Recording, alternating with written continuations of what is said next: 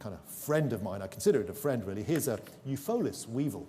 And these guys are wonderful. And there's a huge diversity in the appearance. Some of them look like, I don't know what the appropriate word to use is, especially online, like bird poo. I've got 4 young children, and poo is a very common word we use all the time in the house. So yeah, so some of these patterns arise because either they're very attractive and they're conspicuous signalers, or they've got black background, some white patches here or there, some sort of yellowy, browny patches here or there, to mimic bird droppings so that they're not predated upon or preyed upon. So this is a wonderful species because of the 2 different types of color that we see. The black region stripes actually is interesting for another purpose. People, it's very fashionable and very useful to wear a black suit or a black dress. How do we get good black? How do we get good white? Those are questions that the biological systems can actually provide some help with. But here we've got 2 different colors. The scales from this region, these are about 30 microns in diameter, so they're relatively small, and it's the structure within these 2 different sorts of scales which generates the color, the interaction with light. So in these sorts of scales, from that greeny blue region, we see wonderful 3-dimensionally ordered crystals. Photonic crystals. I don't mean atomic or semiconductor crystals, but photonic crystals. The length scale of this periodicity here is about 200 or 300 nanometers. Great. So that's a kind of that color, and we think, what's the bug doing to get this color? Surely it's just changing the lattice constant a little bit. Turns out that's not the case.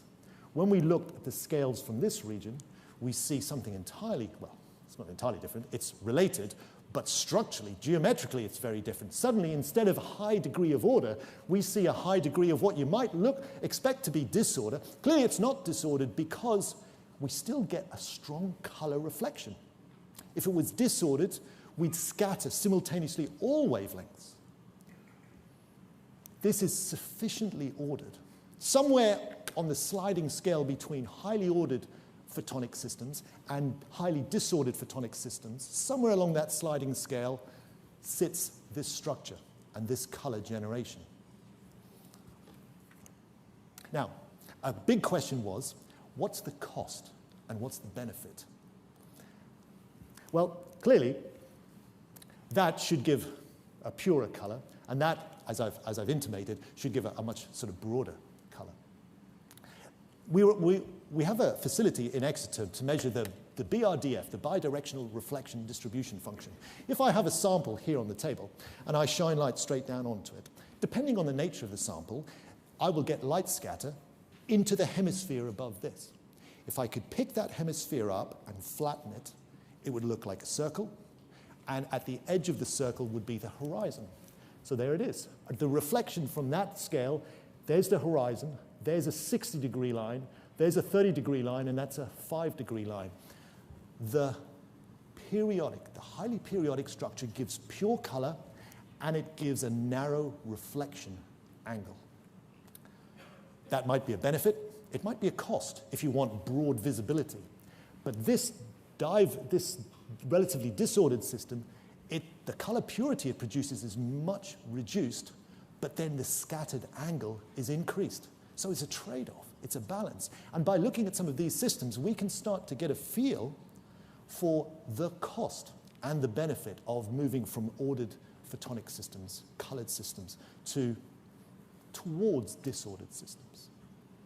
We wanted to understand what generated such brilliant color in this, and perhaps slightly less brilliant color in its cousin species, Lepidiota.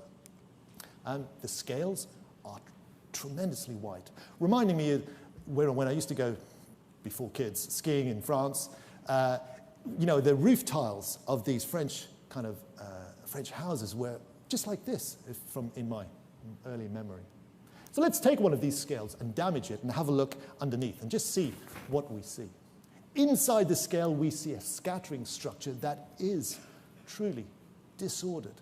And the disorder of these interconnected filamentary networks, that scatters all wavelengths across visible, near UV, near infrared, very efficiently. The polydispersity and the anisotropy of these scattering centers is remarkably efficient.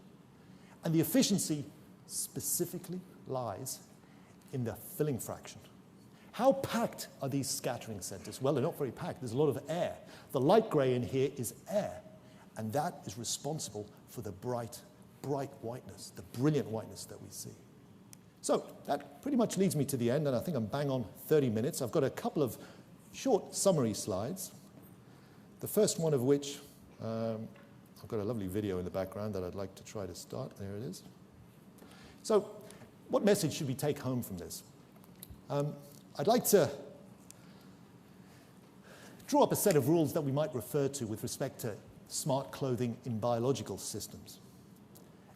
Any type of color appearance that we can perceive is usually already evolved and has been presented to us in these biological systems. It encompasses order, quasi-order, and disorder along some sort of curious sliding scale of that structure. The fact that these biological materials can just grow is remarkable and is something that we must surely aspire towards. The take-home message from today that I often try to, at the end of a day at home, get home from work and we do bath time and reading time and dinner time and I tuck the kids in. What did you enjoy today? What did you learn today is often what I try to bring home. Well, the key message today, the tuck-in message, if you will, is that these biological systems tolerate imperfection with respect to the mechanisms generating their appearance. And that fault tolerance is a remarkable quality that surely we must try to chase. Finally,